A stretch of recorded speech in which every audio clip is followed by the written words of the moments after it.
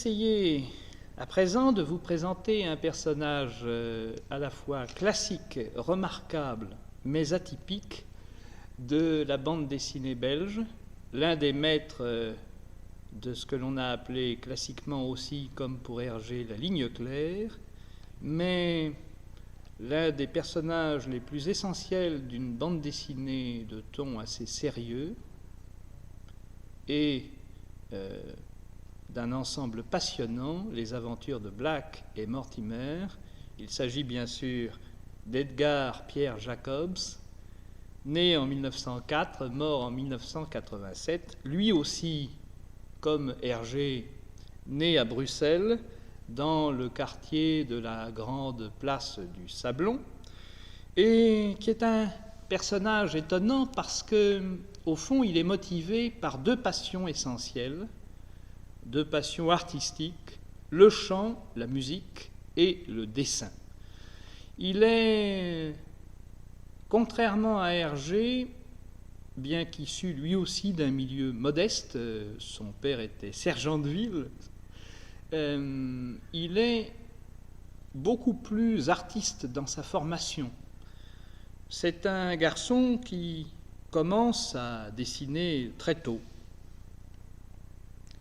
et qui se passionne aussi pour les études, et notamment dans sa 11e année pour les études d'histoire. Il est en 5e, il a un professeur qui l'enthousiasme, qui pousse ses élèves à faire preuve d'imagination, et le petit Edgar va pousser cette imagination jusqu'à créer dans ses compositions d'histoire un certain nombre de planches dessinées, un certain nombre de fresques, un certain nombre d'éléments de costume, des planches représentant des grands moments historiques et des personnages de l'histoire, aussi bien français que belge, ou liés à l'Antiquité. Il aura une passion pour les Gaulois et pour César. Et ce jeune petit personnage inventif qu'est le jeune Edgar P. Jacobs va aussi se passionner pour l'étude du chant. Et s'il se partage entre la passion du dessin et de la musique, il va d'abord se faire connaître dans les années 1917 et jusqu'en 1940, c'est-à-dire tout de même à partir de ses 13 ans et jusqu'à ses 36 ans à peu près. Il va se faire connaître dans le milieu du chant, de l'opéra comique et de l'opéra tout court, c'est-à-dire comme artiste lyrique. Il va débuter par un premier contact avec l'opéra en 1917. Il va poursuivre une carrière professionnelle au gré des années 20 et 30, et il va notamment être l'un des piliers d'une institution célèbre qui a vraiment accueilli tous les chanteurs fameux de l'époque, d'abord en Belgique, le théâtre de la Monnaie, et puis en France, l'Opéra de Lille, dont il va devenir plusieurs saisons de suite une des belles figures. Il va aussi se passionner dans le milieu théâtral et de l'opéra et de l'opéra comique, parce qu'il fera aussi des revues pour Mistinguett. Il sera choriste dans ces moments-là, et il chantera avec Mistinguett, c'est assez inattendu de sa part, du moins pourrait-on le penser. Et Edgar P. Jacobs va à Lille, en revanche, chanter tout le répertoire classique, et notamment Massenet et Manon. Il va devenir un des jeunes premiers de l'opéra de l'époque, et il va se passionner en fait pour ce milieu-là, ce milieu artiste, théâtral, ayant le sens des décors, le sens des dessins, le sens des costumes. Il va faire des costumes de scène, il va dessiner des décors, il va être un touche-à-tout, un artiste dans ce milieu-là, et pas seulement un chanteur. Et puis, il a vécu, comme Hergé d'ailleurs, assez dramatiquement et très sensiblement la Grande Guerre, la Première Guerre mondiale, la guerre de 1914 à 1918, qui a été une véritable épreuve tragique pour une Belgique menacée dans son indépendance même, occupée par les troupes allemandes et prussiennes, vraiment très marqué par ce climat de la Première Guerre mondiale, et lui-même, comme Hergé, en a été dans son enfance et son adolescence très marqué. Il a eu un certain nombre d'émotions et de traumatismes certainement à ce moment-là. Il a le sentiment d'avoir une chance, c'est un amour des arts et de la culture, mais à la différence de Hergé et de quelques autres de ces champions belges de la bande dessinée, il n'a pas été à proprement parlant formé sur le tas.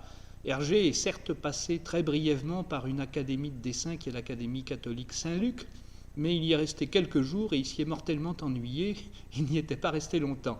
Franquin sera d'ailleurs élève lui aussi de l'Académie Saint-Luc. Il y restera un peu plus, mais il s'y ennuiera aussi tout en reconnaissant que l'apport technique qu'il y avait reçu n'était pas négligeable. Quant à Edgar P. Jacobs, il va bénéficier, lui, de l'enseignement de l'Académie des Beaux-Arts à Bruxelles, et il va vraiment recevoir une formation de dessin classique tout à fait fouillée, tout à fait remarquable. Ça aura une conséquence dans son œuvre et dans son trait particulier, à la fois comme illustrateur spécialisé en dehors de ses créations de bande dessinée strictement, mais aussi dans ce climat dessiné très méticuleux, très particulier, qui sera celui dans les années 1946, 1950 et jusque dans les années 70 et au début des années 80, qui sera celui de sa création fondamentale, les aventures de Black et Mortimer. Mais en dehors de cet aspect de formation lyrique, de formation artiste, de formation de chanteur, ça lui donnera aussi une autre dimension qui sera très particulière dans son œuvre, c'est-à-dire un souci très aigu, très précis de la mise en scène. Et en somme, on peut très bien comprendre, par conséquent, qu'il ait appelé son principal livre de souvenirs, à la fois illustré et écrit par lui, un opéra de papier, Les Mémoires de Black et Mortimer. C'est paru en 1981 chez Gallimard, et c'est paru donc à peu près 6 ans avant sa mort. Il a au fond consacré à peu près en termes égaux en durée de vie autant de passion et de temps à l'opéra ou à la musique ou au chant qu'à ce qu'il appelle cette fichue et étonnante bande dessinée. Bon.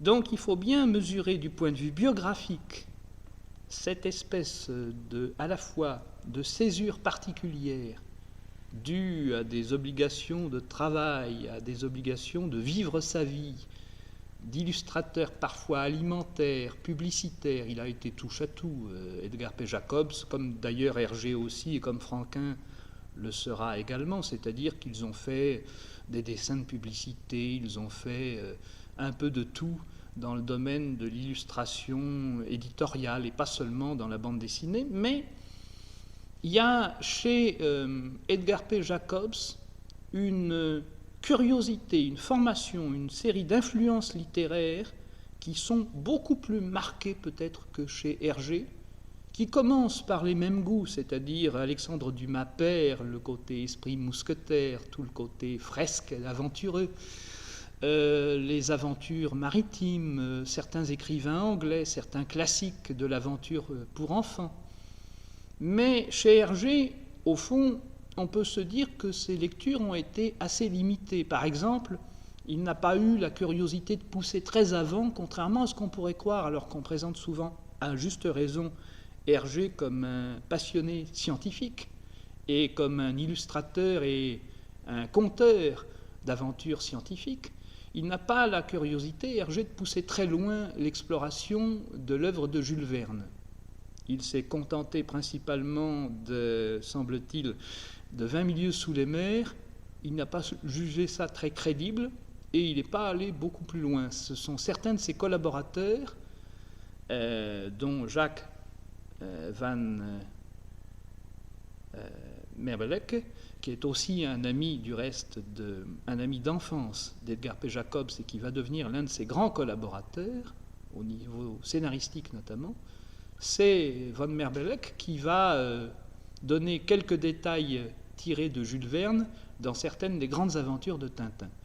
Mais pour ce qui concerne les débuts dans la bande dessinée d'Edgar P. Jacobs, ça se situe principalement dans l'immédiate après-guerre et pendant la guerre aussi, mais de manière plus épisodique.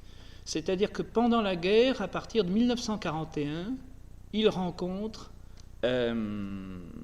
Hergé. Avant cela, il a travaillé dans un certain nombre de revues qui ont connu un succès important, mais qui ont été finalement éphémères parce que c'était des revues qui étaient largement centrées sur la reprise de planches américaines, notamment de la série Flash Gordon d'Alex Raymond, et je pense en particulier à la revue Bravo, et puis à d'autres revues du même ordre, dont Edgar P. Jacobs est devenu, au début de la guerre de 40, l'un des piliers. Il a été chargé notamment de trouver une suite à l'un des épisodes de Flash Gordon parce que les aventures et les planches n'arrivaient plus depuis l'Amérique. Nous sommes entre le tournant 41 et 42. Et donc, il a fait, au fond, un pastiche ou une fin, c'est-à-dire pratiquement un plagiat, mais en donnant une forme, le temps de quelques planches, de donner une fin à l'aventure. Et puis ensuite, on l'a spécialisé dans l'aventure de science-fiction. Et dans le même cadre, dans le même temps, il rencontre donc en 1941, il travaillera pour lui à partir de 1943-1944, dans ce qui va devenir ensuite, en 1946, le journal de Tintin. Et il travaillera pour Hergé à ce moment-là de manière assez nette. Il va devenir l'un des collaborateurs de Hergé, notamment dans ce qu'il est convenu d'appeler la mise en couleur d'un certain nombre d'albums de Tintin, pour l'édition de plus en plus classique. Et il va donner à Hergé là un certain nombre de conseils et de moyens techniques qui vont faire progresser beaucoup du reste Hergé du point de vue du dessin de Tintin et de son évolution. Il le reconnaîtra tout à fait du reste. Mais il va aussi prendre le rôle de pilier des débuts du journal de Tintin dans les premières années, 1946 et 1947 principalement. La collaboration Hergé-Edgar P. Jacobs est très importante, elle n'est pas à être minorée, mais c'est dans le journal de Tintin, en 1946, qu'il fait naître les personnages de Black et Mortimer, et qu'il fait naître cette série qui va devenir mythique, qui ne va de son vivant réunir en plusieurs tomes d'ailleurs, parce que la spécialité d'Edgar P. Jacobs, ce sont des histoires assez longues, en plusieurs volumes, en 2 ou 3 parties parfois, ce qui est assez peu courant par rapport même à Hergé et à certains albums à durée de Tintin. Je pense notamment à Rackham le Rouge ou à certains aspects d'Objectif Lune et d'On a marché sur la Lune. Mais disons que de ce point de vue-là, Edgar P. Jacobs est un précurseur assez tenace et qu'il a au fond une matière presque romanesque, finalement plus riche peut-être que l'ensemble de Tintin. Parce qu'il a une curiosité et des influences romanesques qui ont été plus larges sans doute, et notamment tout le répertoire classique anglais, qu'il s'agisse par exemple de Rudyard Kipling, de tous les romans d'aventure de Conan Doyle, de H.G. Wells, du point de vue de la science-fiction. Il a été d'ailleurs dans le journal de Tintin l'illustrateur, et ça a été ensuite repris en volume, de séries d'illustrations très particulières pour La guerre des mondes de Wells.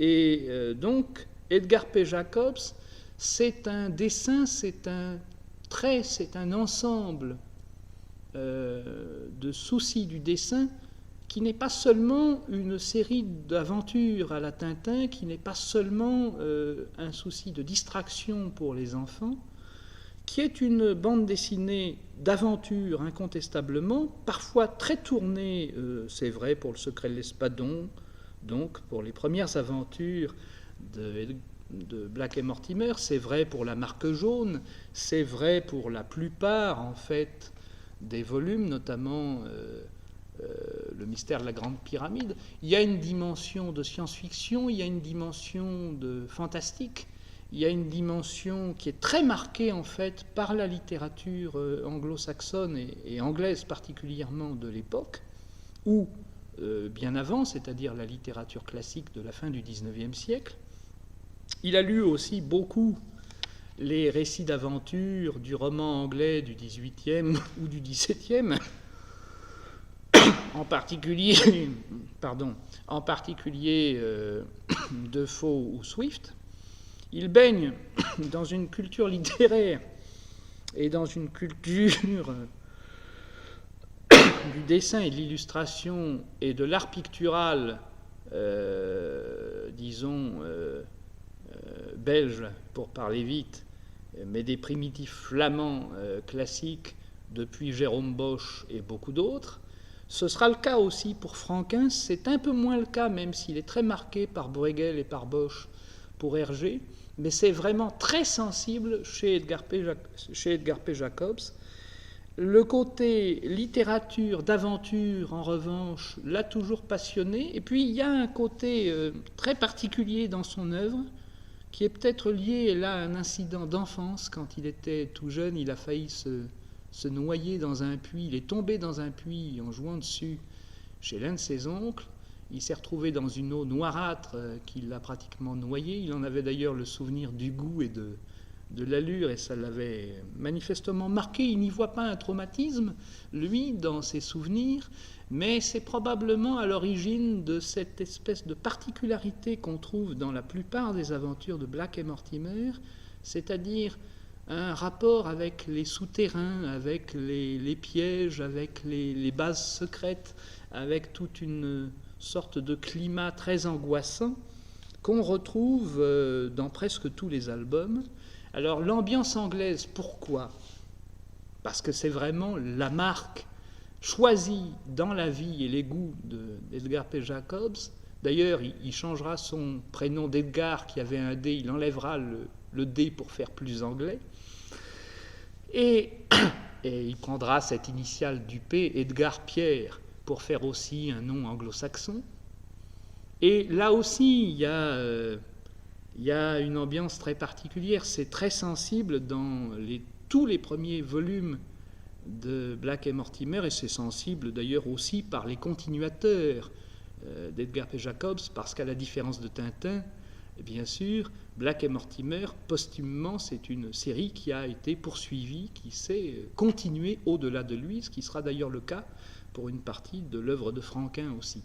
Mais Edgar P. Jacobs prend une tournure anglaise, d'abord parce qu'il aime l'Angleterre, il est passionné par le climat anglais, il est très passionné par la littérature anglaise, mais il croit aussi que le climat flegmatique anglais, l'allure flegmatique des gens, et puis le climat mêlé de brouillard, d'herbes mouillées, de pluie, c'est propice au roman d'aventure, c'est propice à une certaine ambiance fantastique, c'est propice à un ton général tragique ou romanesque, de grande mise en scène aussi.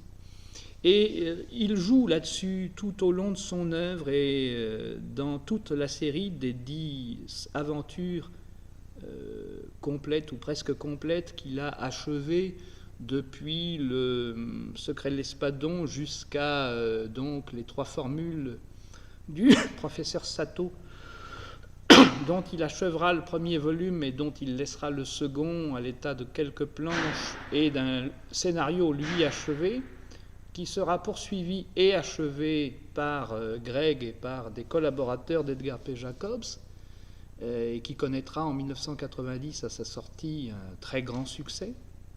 On peut considérer que donc l'œuvre personnelle de Jacobs est achevée par ses collaborateurs, mais ce climat anglais très particulier, qui est presque un climat psychologique, que d'ailleurs Hergé a résumé d'un mot, la psychologie des couleurs chez Edgar P. Jacobs, qui est tout à fait fondamentale et qui donne un climat très singulier à l'ensemble des aventures de ce duo anglais, à la fois d'un militaire, le capitaine Blake et Francis Blake, et le savant humaniste, quoique ayant travaillé dans le domaine nucléaire, mais pas seulement, qui est le fameux professeur Mortimer, qui est un Écossais alors que Blake est en partie gallois. C'est des personnages très typés. Alors ils ont des modèles, ils ont notamment des modèles parmi les amis au physique d'Edgar P. Jacobs, et notamment deux personnages liés à l'entourage d'Hergé et du journal de Tintin. L'un est le fameux ami Jacques, l'ami d'enfance, l'autre est un autre dessinateur qui s'appelle Lodi, et qui sont les modèles physiques de Blake et de Mortimer. Mais il y a quand même un rapport très étrange dans l'ensemble de l'œuvre de Edgar P. Jacobs, c'est qu'au fond, à la différence de Tintin, où les méchants finissent toujours tournés en ridicule, et notamment dans la dernière partie de l'œuvre de Tintin, c'est-à-dire dans Les Picaros ou dans Vol 714 pour Sydney, où l'affreux Rastapopoulos est ridiculisé de manière définitive, il y a toujours un rapport avec le méchant un peu difficile chez Hergé. Il a du mal à rendre les méchants vraiment méchants, ou quand ils sont odieux et trafiquants de drogue, comme c'est le cas de Rastapopoulos dans la première partie des œuvres de Tintin où il apparaît, il y a un côté mystérieux mais pas totalement follement dangereux. Tandis que chez Edgar P. Jacobs, il y a un climat où le méchant, au fond, comme dans les films d'Hitchcock, a besoin d'être parfaitement réussi. Mais il y a un rapport plus ambigu encore. C'est que si le personnage physique de Black et Mortimer sont choisis d'après des amis physiquement croqués, parce que l'un d'eux a vraiment un physique très british, et que c'est vraiment le modèle du genre, et qu'il se dit j'ai le modèle sous la main, et tant mieux. Le modèle d'Olric, c'est-à-dire du fameux méchant, du mystérieux colonel Olric, dont on ne sait pas s'il est d'origine balkanique, s'il a trempé avec les services soviétiques ou hongrois, s'il a trahi tel et tel autre service de tel ou tel pays réel, eh bien, le modèle physique d'Olric, c'est Edgar P. Jacobs. C'est-à-dire qu'il s'est mis sous les traits du méchant, parce qu'il trouvait le personnage profond, intéressant, angoissant, mais qu'il se disait, il avait cherché d'autres modèles physiques, il ne les trouvait pas, et puis il s'est regardé un jour dans une glace, il s'est collé une moustache, il a regardé certaines de ses attitudes, et il a dit, mais le modèle, je l'ai sous la main, c'est moi. Et Olric est un personnage d'une ambiguïté, d'une subtilité tout à fait singulière. Il est à la fois victime de certains des méchants avec lesquels il s'associe, et en même temps, il est d'une intelligence pénétrante, tout à fait angoissante. C'est un méchant réussi d'album en album. Alors, il y a plusieurs aspects dans la vie et l'œuvre d'Edgar P. Jacobs qui font de lui vraiment un maître tout à fait atypique de la bande dessinée belge, et en même temps un maître essentiel. Il y a plusieurs aspects donc dans cette œuvre, et il y a plusieurs aspects de sa personnalité qui baignent littéralement cette œuvre et qui l'imprègnent. Car, comme pour Hergé, on pourrait difficilement séparer la biographie, la vie d'Edgar P. Jacobs et son œuvre. Je veux dire par là qu'il a mis une énergie absolument comparable à celle de Hergé, mais vraiment d'une manière tout à fait fondamentale, à essayer de bâtir avec l'évolution de Black et Mortimer un univers tout à fait singulier, pétri d'esprit d'aventure, porté à la fois par un souci méticuleux du dessin, mais vraiment d'une préparation qui pouvait lui prendre plusieurs années. C'est un travailleur à la fois très rigoureux, très précis, très instinctif, très méthodique également. qui peut mettre plusieurs années à réaliser les dessins, à en être tout à fait insatisfait et à tout recommencer. Mais c'est aussi un personnage tout à fait passionné par la science, passionné par tout un tas de curiosités médicales, par tout un tas de curiosités scientifiques, par un grand rapport angoissé mais fasciné pour la technique et la technologie, ce qui est vrai en partie chez Hergé, mais qui est peut-être plus profond encore chez Edgar P. Jacobs, et qui sera sous une forme ironique également profond chez Franquin. Chez Edgar P. Jacobs, tout cela donne un climat général qui impose, notamment pour la Grande Pyramide, pour le secret de l'Espadon, pour même la marque jaune du point de vue psychologique, pour le piège diabolique du point de vue technologique et des menaces liées au fantastique et à certains aspects d'un danger qui est latent et qui devient de plus en plus présent et angoissant page en page. C'est un rapport avec la science, avec la préparation. Pour chaque album, il s'entoure de spécialistes, il discute pendant des mois avec des médecins, avec des psychologues, avec des atomistes, avec n'importe quel aspect du sujet à partir d'une petite étincelle, dit-il, on peut faire jaillir l'idée d'une toute petite étincelle et ça prend des proportions de plus en plus considérables. C'est pour cela aussi que, peut-être d'une manière assez unique, il y a une dimension presque romanesque constante dans une série en volume qui n'est pas très importante. Edgar P. Jacobs, c'est 10 aventures de Black et Mortimer, dont une partie inachevée par lui et qui sera achevée par d'autres. Mais ces 10 aventures qui sont, au fond, comparées aux 23 ou 24 albums de Tintin, par exemple, qui sont en revanche, qui sont présentés en plusieurs tomes, c'est-à-dire que c'est en 2 ou 3 parties. Donc c'est un ensemble qui va lui prendre des années. Ça va commencer en 1946, ça va se poursuivre jusqu'à la fin de sa vie, où il est déjà très malade, diminué, etc. Il essaie encore à plus de 80 ans de donner la fin des 3 formules du professeur Sato, et qui est un album qui, comme son nom l'indique, a pour cadre essentiel le Japon. Et Edgar P. Jacobs, c'est un personnage qui se passionne pour le moindre détail et qui fait, au fond, des missions d'exploration pour chaque coin de rue, chaque raccord de décor, pour chaque précision de couleur, pour chaque précision savante ou scientifique ou pour chaque souci technique.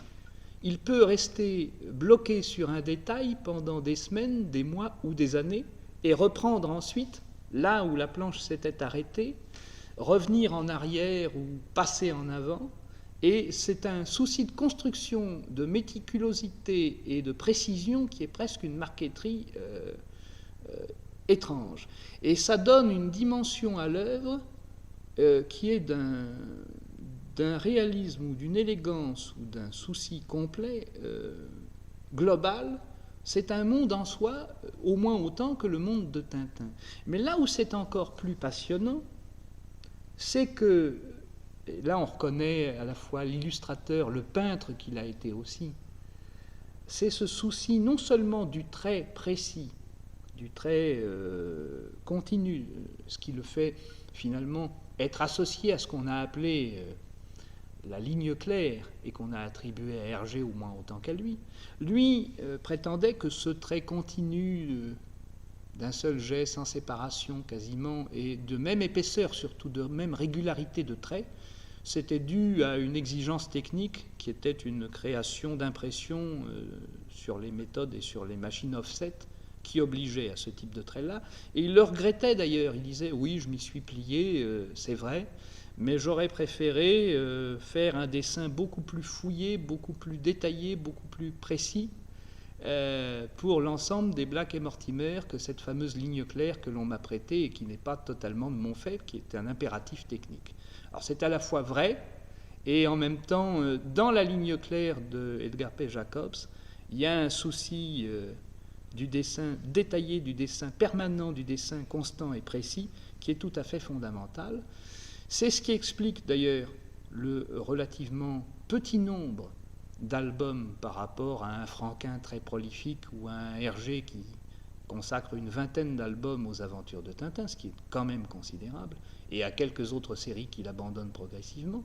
C'est ce qui explique aussi le souci presque unique d'une seule série d'Edgar P. Jacobs, qui est donc cette épopée d'espionnage, de fantastique, de romanesque, d'aventure, de géopolitique, de futurisme, de menaces aussi atomiques et de danger du péril jaune, qui est l'ensemble de cette série de Black et Mortimer qui va l'occuper de 1946 au début des années 80. Et c'est ce qui explique qu'il se sépare d'Hergé pour travailler en solo à sa propre série. C'est ce qui explique aussi qu'il devient un peu plus amer, alors que c'est un homme chaleureux, capable d'être un gaffeur, un pénitent, de faire des blagues ou d'être victime de blagues en les prenant bien. C'est ce qui explique aussi, plus il vieillit, qu'il devienne assez méfiant et inquiet pour son œuvre, qu'il va d'ailleurs se débrouiller de son vivant pour créer une fondation par testament pour garantir qu'il ne sera pas copié, plagié, etc. C'est ce qui explique aussi, paradoxalement, qu'il n'est pas hostile, contrairement à Hergé qui y est plus réticent, à ce que l'on poursuive son œuvre après lui, parce qu'il espère d'ailleurs achever les 3 formules du professeur Sato. Il n'y arrivera pas, mais il laisse continuer l'œuvre.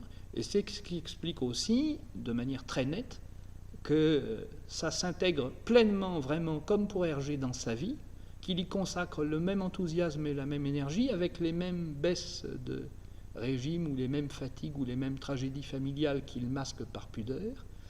Et c'est ce qui explique surtout que l'aventure de Black et Mortimer continue, mais que l'esprit d'Edgar P. Jacobs est resté tout à fait marqué. Je crois que vraiment, c'est l'un des rares exemples de reprise d'une œuvre existante qui n'a pas trahi totalement ou même partiellement l'esprit du créateur, mais qui a tenu compte à la fois de l'aspect climat de la guerre froide, de la courageuse attitude anglaise face à la guerre et au flegme britannique, de l'élégance anglaise naturelle qui était très prisée par Jacobs, de ce climat à la fois justement climatique, c'est-à-dire ce brouillard, ce côté mystérieux du climat à l'anglaise, et puis ce souci de l'aventure constante qui peut le mener très loin et qui le fait voyager dans différents pays, mais vraiment, même quand on fait voyager Black et Mortimer, et notamment au Japon ou en Égypte avec le mystère de la Grande Pyramide, il y a quand même une ambiance anglaise très marquée. Même lorsqu'ils enquêtent en France sur l'affaire du collier, par exemple, qui est liée donc à la fameuse affaire de la reine Marie-Antoinette, eh ben, ça reste quand même une ambiance à la fois très française, mais très profondément british. Et Ulrich reste aussi, malgré son côté balkanique ou de l'Est, un personnage marqué par le côté british, avec cet aspect ou ce rapport au fantastique, notamment de personnages et de professeurs angoissants et inquiétants, le fameux Septimus par exemple, qui sont malgré tout british jusqu'à la moelle des os, british jusqu'à la moelle des os, jusque dans leur guerre secrète et dans leur base secrète. Après tout, la fameuse base du détroit d'Ormuz, dans l'une des plus célèbres aventures de Black et Mortimer, le chef de cette base, anglais et courageux, il a la bouille de Churchill. Bon. Donc il y a vraiment un climat volontairement entretenu, et un climat d'autant plus fascinant et réussi qu'après tout, il est entièrement fait depuis la Belgique. Je veux dire que pour fixer ça, comme il avait réussi du reste dans le début de sa carrière à fixer les plagiats ou disons le pastiche de Flash Gordon en restant dans une ligne très américaine, eh bien dans son œuvre propre, qui est donc Black et Mortimer, pendant près de 40 ans, il a maintenu dans un climat de dessin et de ton belge une ambiance anglaise absolument inégalable, plus anglaise que ne pourrait le fournir un Anglais lui-même, et c'est ce qui rend Edgar P. Jacobs unique. Alors, il y a un autre aspect, c'est que l'aspect géopolitique est tout à fait fascinant et passionnant. Ça n'est pas pour rien qu'un ministre des Affaires étrangères français, avec d'ailleurs son fils, Hubert Védrine, a consacré une biographie non officielle aux méchants entre tous, c'est-à-dire à Olric. Ça vaut presque la consécration de Hergé par De Gaulle et de Tintin. Olric, c'est l'autre rival international possible. Voilà. Donc Edgar P. Jacobs est mort en 1987 en Belgique, solitaire, un peu tombé dans l'amertume, mais le personnage était chaleureux, passionnant. Il était resté ce grand metteur en scène d'un opéra de papier, et donc, à la différence de Tintin, les aventures d'Edgar P. Jacobs et de Black et Mortimer, elles, se poursuivent, et avec une réussite et un succès enfin presque aussi mondial et européen que l'est maintenant celui de Tintin. Donc il y a une sorte de revanche posthume de ce point de vue-là, parce que son succès avait été moindre quand même si le prestige d'Edgar P. Jacobs auprès des lecteurs du journal de Tintin ou d'autres publications était au moins aussi important que celui d'Hergé de son vivant, mais le commerce des albums était moins poussé que celui de Tintin, donc il a eu au fond une reconnaissance un peu plus tardive, et c'est dommage. Voilà, je crois, l'essentiel de ce qu'on pouvait dire et sur l'homme et sur son œuvre.